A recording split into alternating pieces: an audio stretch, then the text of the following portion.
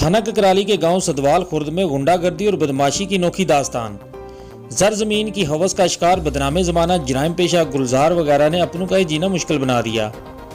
13 साल कबल ओवरसीज़ पाकिस्तानी मोहम्मद सजाद और इनके भाई मोहम्मद इकबाल ने सैफुल्ला, मोहम्मद खलील, जवेद इकबाल, वल्द रहमतुल्लाह से खरीद करदा अराजी पर गुलजार वगैरह जो सैफ वगैरह के करीबी रिश्तेदार हैं, चार दीवारी में रुकावट डाल रहे हैं। ख्याल रहे कि फ़रोख्त करदा 49 मरला, जिसमें 38 मरला बाकायदा इंतकाल और बाकी का स्टाम्प भी करा के दे रखा है और इस पर कीमतन अपने ट्रैक्टर से हल भी चलाते रहे। और मोहम्मद सजाद ने अपने बसिलसिला रोज़गार बुने मुल्क होने की वजह से इस खरीद करदा अराजी की काश्तकारी के लिए ठेके पर भी दे रखी थी। गुज़िश्ता रोज़ जब मोहम्मद सजाद और इनका भतीजा अपनी मलकीती राजी वाक़या जलालपुर सोपटियाँ रोड पर चार दीवारी कर रहे थे तो गुलजार, सैफ, शकील वगैरह ने बामिसला मशवरा होकर अपनी खवातीन कोसर बीबी, रुबीना बीबी, शुमाला बीबी को रुकावट डालने के लिए भेज दिया, जिन्होंने आकर ज़बरदस्ती नौतमीर शुदा चार दीवारी को गिराना शुरू कर दिया, जो वीडियो में वाज़ह देखा जा सकता है। मोहम्मद सजाद, मोहम्मद इकबाल के अहल खाना को जान से मार देने की धमकियाँ भी दी जा रही हैं। IG पंजाब DPO गुजरात से नोटिस लेने की अपील और तहफ़्फ़ुज़ फराहम करें। हमारी मलकीती राजी पर चार दीवारी में रुकावट करने वालों के खिलाफ सख्त कार्रवाई अमल में लाई जाए। मोहम्मद सजाद का अपील। आइए मज़ीद जानते हैं यहाँ पर मौजूद मोहम्मद सजाद और मोहम्मद इकबाल के साहबजादे समेत अहले दया की कसीर तादाद से कि इसके असल हक़ाइक़ क्या हैं। जी बिस्मिल्लाहिर्रहमानिर्रहीम। अस्सलाम वालेकुम नाज़रीन आप देख रहे हैं सरेआम न्यूज़ और मैं हूँ आपका होस्ट कमर गोंदल। नाज़रीन, गुज़िश्ता कल से सोशल मीडिया पर कुछ खबरें चल रही हैं कि थाना ककराली के गांव सदवाल खुर्द में सजाद वगैरह जो है वो किसी की ज़मीन पर नजायज़ कब्ज़ा कर रहे हैं। हम इस वक्त उसी जगह पर मौजूद हैं जहां पे ये आप पीछे देख रहे हैं, हमारे कैमरामैन आपको दिखा रहा है कि एक जगह को जो है चार दीवारी की गई है। इसके असल मालिक कौन है, आइए मज़ीद तफसीलात यहाँ से जानते हैं कि ये कौन मालिक है, कब्ज़ा कौन कर रहा है, हक़ाइक़ क्या हैं। कल का की मसला इतने जमीन का जो सोशल मीडिया से गलबात हो रही है कि जनाब तुम नजायज़ कब्जा कर रहे हो, इस मामले का, इस प्लाट का, इस जमीन की मलकीयत है, असल कायकी ने कौन असल मालिक है? जनाब वाला ये असल मालिक जोड़े ने मोहम्मद सजाद और मोहम्मद इकबाल अरसा 10-12 साल तो इन्होंने खरीदी है, वो इस जगह तो वंद है खाते ने पे।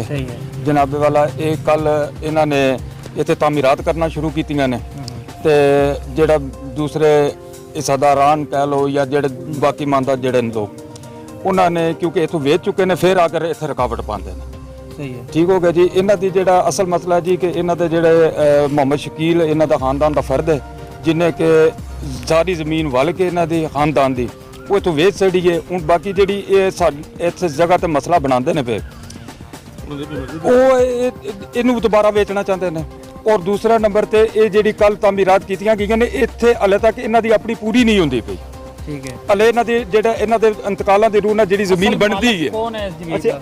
असल मालिक मोहम्मद मैं ते मेरे भाई ने। ठीक है, ते 80 अरसा दा बनदा ਅਸੀਂ तकरीबन 2012 में जी खरीदी है, साडे कोल इंतकाल ने। सही है, ते ਇਹ ਜਿਹੜਾ ਮੁਹੰਮਦ ਗੁਲਜ਼ਾਰ ਤੇ ਮੁਹੰਮਦ ਸ਼ਕੀਲ ਉਰਫ ਸ਼ੱਦਾ ਇਹ ਜ਼ਮੀਨ ਨੂੰ ਵਾਂਦੇ ਰਹੇ ਨੇ, ਮੇਰੀ ਜ਼ਮੀਨ ਨੂੰ।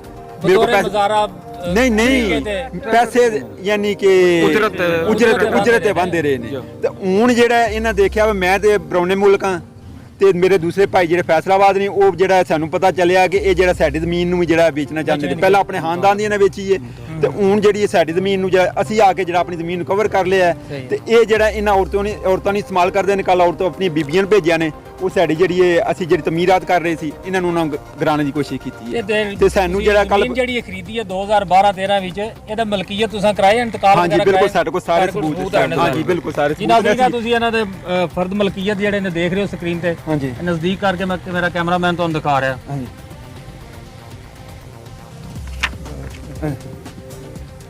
ਉਹ ਕਿਉਂ ਮਤਲਬ ਜਿਹੜਾ ਹਿੱਸੇਦਾਰ ਬਣਨੇ ਦੀ ਕੋਸ਼ਿਸ਼ ਕਰਦੇ ਨੇ ਜਾਂ ਮਲਕੀਅਤ ਦਾ ਦਾਅਵਾ ਇਹਨਾਂ ਨੂੰ ਕਰਦੇ ਨੇ? ਜਿਹੜਾ ਖਾਤਾਦਾਰ ਪੁਰਾਣੇ ਆਮਦੇ ਨੇ ਤੁਹਾਡੇ नहीं ਸ਼ਰੀਕ ਖਾਤਾ ਦੇ? ਸ਼ਰੀਕ ਖਾਤਾ ਸਿਰਫ ਸ਼ਰੀਕ ਖਾਤਾ ਨੇ, ਇਹਨਾਂ ਆਪਣੀਆਂ ਸੀਲ ਕਰ ਬੈਠੇ ਨੇ। ਸਹੀ ਹੈ, ਲੇਕਿਨ ਹੁਣ ਇਹਨਾਂ ਨੂੰ ਜਿਹੜੇ ਇੱਥੇ ਦੇ ਬਾਸਰ ਲੋਕ ਨੇ ਉਹ ਜਿਹੜੇ ਕਬਜ਼ਾ ਗਰੁੱਪ ਨੇ ਉਹਨਾਂ ਨੇ ਪੁਸ਼ਤ ਬਣਾਈ ਏ। ਇਹ ਪਹਿਲਾਂ ਕਚਹਿਰੀਆਂ ਵਿੱਚ ਨੇ, ਪ੍ਰੋਫੈਸ਼ਨਲ ਲੋਕ ਨੇ ਤੇ ਇਹਨਾਂ ਕਿਹਾ ਵੀ ਅਸੀਂ ਰੁਕਾਵਟ ਪਾਵਾਂਗੇ, ਇਹ ਤੂੰ ਚਲੇ ਜਾਣ ਦੇ ਤੇ ਅਸੀਂ ਸ਼ਰੀਫ ਅਡਵਾ ਧਮਕਾਵਾਂਗੇ, ਸ਼ਰਾਇਜ਼ ਕਰਾਂਗੇ। ਜੀ ਜੀ ਜੀ ਜਨਾਬ, ਹੋਰ ਕੋਈ ਕੀ ਮਾਮਲਾ ਜੀ? ਤੁਸੀਂ ਵੀ ਇੱਥੇ ਦੇ ਮਕਾਮੀ ਹੋ जी मैं ਇਸ ਜ਼ਮੀਨ ਦੇ ਬਾਰੇ ਦੱਸੋ, ਕੌਣ ਅਸਲ ਮਾਲਕ ਹੈ?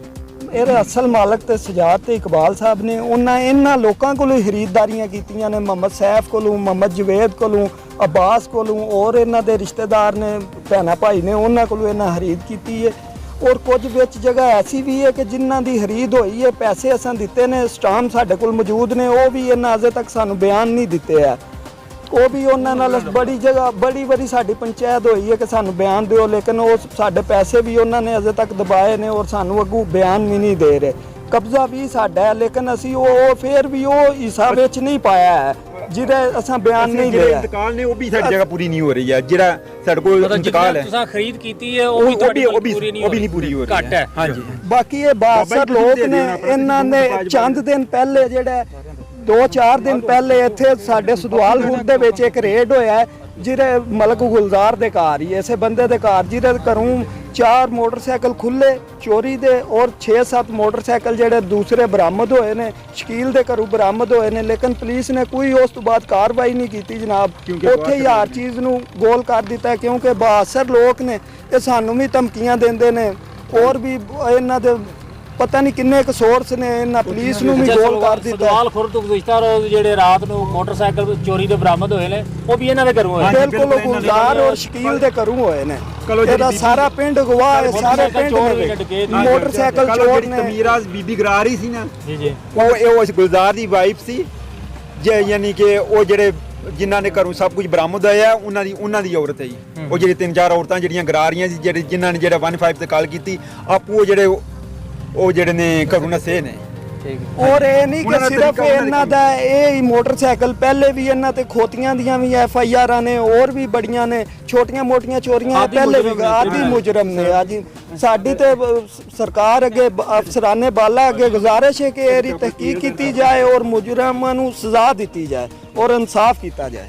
ਜੀ ਜਨਾਬ। ਜੀ ਬਿਲਕੁਲ ਇਸੇ ਤਰ੍ਹਾਂ ਹੀ ਹੈ, ਬਿਲਕੁਲ ਕਿਸਾਨ ਲਾਈਨ ਬਿਲਕੁਲ ਠੀਕ ਗੱਲ ਕੀਤੀ ਹੈ। ਇਸ ਤੋਂ ਪਹਿਲਾਂ ਮੇਰਾ ਰਕਸ਼ਾ ਖਲੋਤਾ ਨਇਆ ਨਲਬੂ ਅੱਗੇ, ਉਹਦੇ ਵਿੱਚ ਤੇਲ ਕੱਢਦੇ ਸਨ ਡੇਲੀ। ਮੈਂ ਰਕਸ਼ਾ ਕੋਈ ਸ਼ੈ ਨਹੀਂ ਛੱਡਦੇ ਆਣਾ, ਕੋਈ ਸ਼ੈ ਨਹੀਂ। ਅਸਾਂ ਸਿਲੰਡਰ ਨਾਲ ਨੂੰ ਚੁੱਲ੍ਹਾ ਲਾ ਕੇ ਰੱਖਿਆ, ਸਿਲੰਡਰ ਭਰਾਣ ਗਿਆ, ਉਹ ਸਿਲੰਡਰ ਦਾ ਚੁੱਲ੍ਹਾ ਵੀ ਲੈ ਗਏ ਨੇ, ਤੇ ਉਹ ਸਾਈਕਲ ਵੀ ਬਚਿਆ ਇਹਦਾ, ਉਹ ਵੀ ਚੁੱਕ ਕੇ ਲੈ ਗਏ ਨੇ, ਮੰਨਦੇ ਨਹੀਂ। ਉਹ ਮੈਂ ਫਿਰ ਦਿੱਤਾ, ਉੱਥੇ ਬੈਠਾ ਵਾਂ ਤੇ ਤੱਕਿਆ ਨੇ ਤੇਲ ਫੇ ਕੱਢਣ, ਤੇਲ ਕੱਢ ਕੇ ਤੇ ਨੱਸ ਗਏ ਸਨ। ਫਿਰ ਬਾਅਦ ਚ ਮੈਂ ਦਰਖਾਸਤ ਵੀ ਦਿੱਤੀ, ਪੁਲਿਸ ਵੀ ਆਈ ਤੇ ਫਿਰ। ਜੀ ਬਜ਼ੁਰਗੋ, ਤੁਹਾਡੇ ਖਿਆਲ ਨਾਲ ਜ਼ਮੀਨ ਦਾ ਮਾਲਕ ਕੌਣ ਹੈ?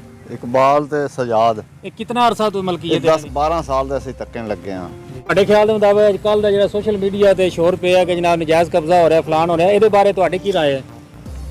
ਉਹ ਸਭ ਪ੍ਰੋਪਗੈਂਡਾ ਕਰ ਰਹੇ ਨੇ ਜਨਾਬ।